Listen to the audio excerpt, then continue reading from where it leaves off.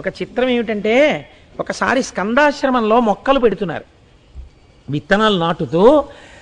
ఆ రమణ మహర్షితో ఒక విత్తనం వేయిద్దామని చెప్పి చాలా చక్కగా కుదురు కట్టి ఆయన చేతికి కొన్ని విత్తనాలు ఇచ్చి, మీరు కూడా వెయ్యండి అన్నారు. అంటే రమణులు అన్నారు, నేను నా చేత్తో ముట్టుకున్న విత్తనాలు మొలకెత్తవు అన్నారు. అదేమిటి అలా అంటారు, ఎందుకు మొలకెత్తవు, వెయ్యండి అని చెప్పి ఆ విత్తనాలు వేయించి నీళ్లు పెట్టారు. ఆయన వేసినవి అని బాగా గుర్తెట్టుకున్నారు. ఒక్క మొక్క అందులోంచి రాలేదు. నన్ను ఆశ్రయించిన వారికి ఇక పునర్జన్మ ఉండదు, మొలకెత్తడం ఉండదు. ఇక్కడితో జ్ఞానాగ్ని దగ్ధ కర్మాణం.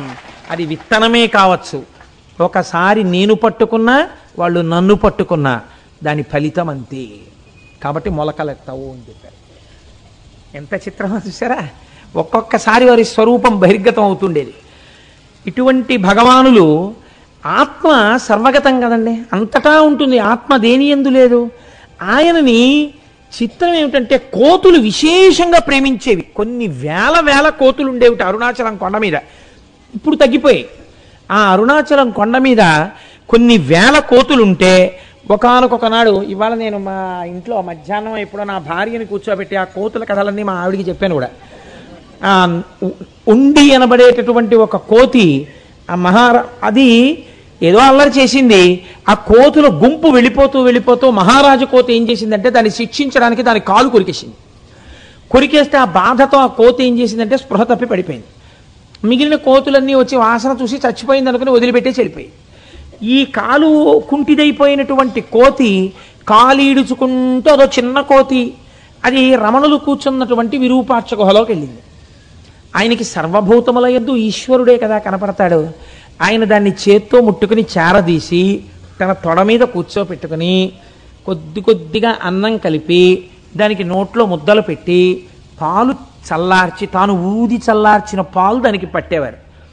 అది బయటికి వెళ్ళడం మానేసి ఇంక రమణ మహర్షి దగ్గరే కూర్చోవడం మొదలెట్టింది. కొన్నాళ్ళు పోయిన తర్వాత దాని గుంపు మళ్ళీ వచ్చింది.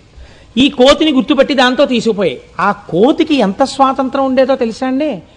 ఎవ్వరూ లోపలికి వెళ్ళేవారు కాదు. అది మాత్రం చెంగున దూక్కుంటూ దాన్ని ఎవడడ్డు పెట్టగలడు.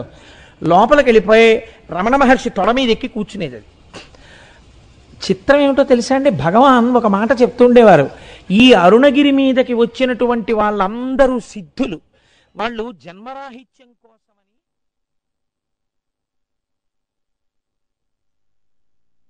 అనేవారు. అలా అన్నా సరే ఒకానొక రోజున పళనిస్వామి ఒక కుక్కని పట్టుకుని, చీ కుక్క, అస్తమానం రాకు నువ్వు అని తిట్టారు. అంతే, ఆ కుక్క వెంటనే పరిగెత్తుకుంటూ వెళ్ళి ఓ సరోవరంలో దూకి చచ్చిపోయింది. అంత చిత్రంగా ఉండేవి. రమణ మహర్షి మీద ఉన్నటువంటి బుక్స్, కామెంటరీస్ చదువుతుంటే మీరు తెల్లబోతారు నిజంగా. ఆయన బ్రహ్మజ్ఞాని, ఆయన తత్వం చూసి. ఆ కోతికి, ఈయన తొడ మీద కూర్చునే అలవాటు ఉన్నటువంటి కోతికి కాలు కొద్దిగా కుంటిదైపోతే బాగు చేయబడినటువంటి కోతి కాబట్టి దాన్ని ఒండి కోతి అని పిలిచేవారట. ఆ ఒండి కోతి మాత్రం వచ్చేసి రమణ మహర్షి ఒళ్ళో కూర్చునేది. దానికి శుచి శుభ్రత చాలా ఎక్కువట. అది కంచంతో అన్నం పెడితే ఆ అన్నం అది ఇలా కూర్చుని ఎక్కడ పడితే అక్కడ ఇలా తినేసి మెతుకులు పోసేది కాదు. అది చక్కగా కంచం పట్టుకుని ఓ చోటకెళ్ళి కూర్చుని ఏ చెంబులోనో గ్లాసులోనో గిన్నెలోకో వెళ్ళి చేతులు పెట్టి ఆ చేతులు కడిగేసుకుని, ఓసారి కాళ్ళు కడిగేసుకుని చక్కగా కూర్చుని కంచం పట్టుకుని ఒక్క మెతుకు కింద పడకుండా ఒక్కొక్క ముద్ద తీసుకుని